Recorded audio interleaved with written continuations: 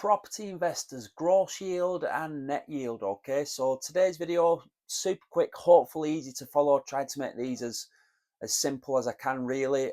You'll hear a lot, especially when you start dealing with agents, which is normally the first entry point into purchasing property or investing in property. A lot of agents always talk about gross yield. So again, if any of you read my blogs on the website or anything, I explain this in a little bit more detail. But gross yield is a good benchmark for you to compare one property to another. Now, before I forget, and again, for those of you who watched the video before, please like the video so I've got a good idea who's liking what content and so on.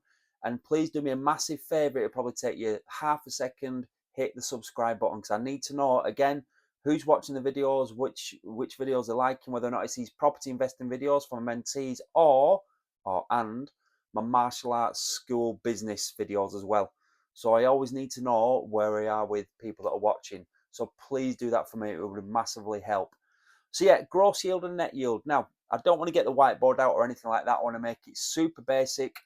Gross yield. So for instance, if you're purchasing a property for £100,000 and the gross yield, or should I say the rent, works out to £10,000 a year. So, 850 per calendar month is 9,600. So you're probably looking at about 860, 870 per calendar month. But again, for easy maths, the gross rent is £10,000 per calendar month. Your gross yield is the rent divided by the purchase price, and in this instance, it's 10,000 divided by 100,000 is 10% yield. Now, again, super basic maths. Again, your purchase price might be 121, and the rental per calendar month, sorry, the rental per annum might be 11,100, whatever it is.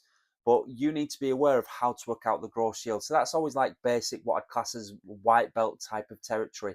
You need to know the gross yield. So if you've got a property portfolio at the moment, which I hope you have, if you haven't, again, at least you're watching this video and at least you're educating yourself. Congratulations. I've got lots of videos on my blog on the website, which is dervishdervish.com. That's an old school website, so it's not that, okay? So don't be having a go at me saying that that's an old website.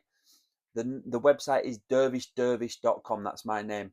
So try and have a look at some of the blogs on there, which do go into a lot more depth. Have a look at this YouTube channel. Now, in line with gross yield, and I explain this to my mentees as well, is net yield. That's more of a relative one for you and your position. Now, you then might ask, well, why don't agents give net yields? Because that depends on your situation. So some people might buy properties completely outright and not have a mortgage on them. Therefore, your gross yield and net yield are very, very high.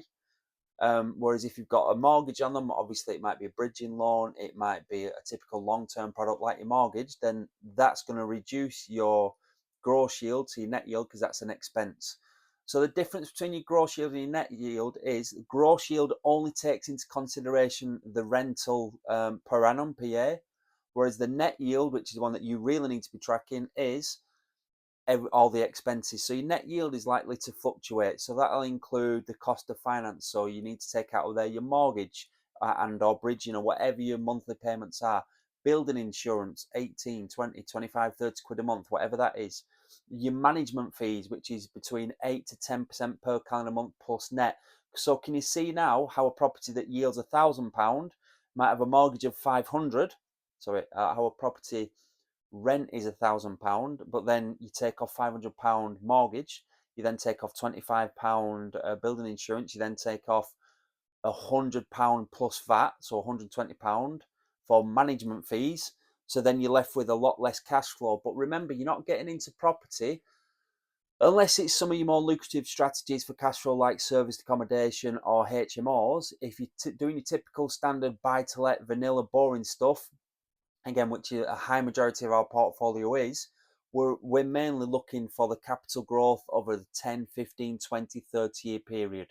Okay, so if you've watched my stuff before, if you haven't, I'll tell you the little story.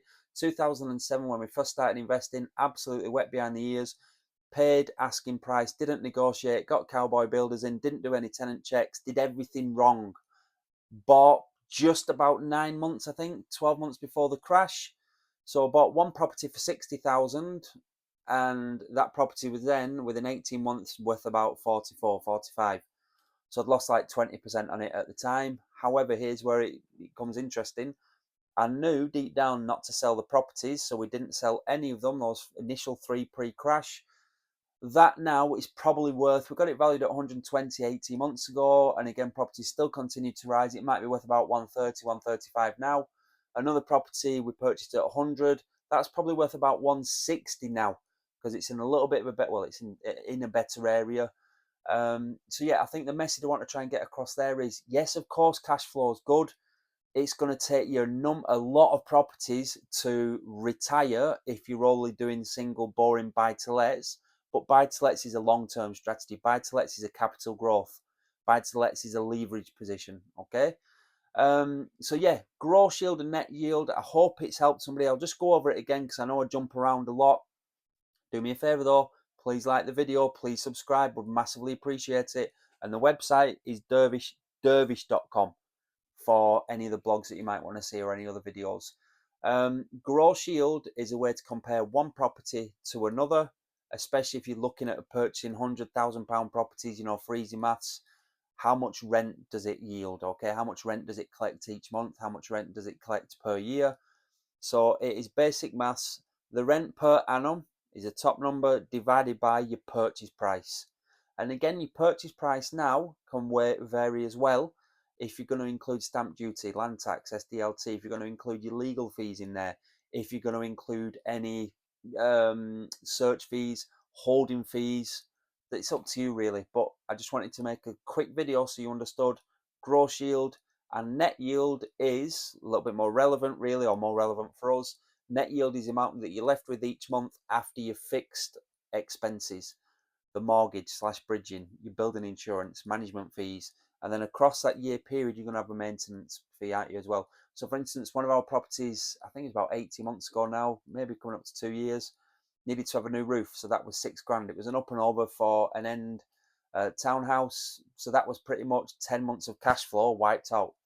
But it's an investment, okay? That roof will hopefully last 20, 25 years. Who knows? But good luck, everybody. Do me a favor. Please subscribe to the channel. My name's Dervish.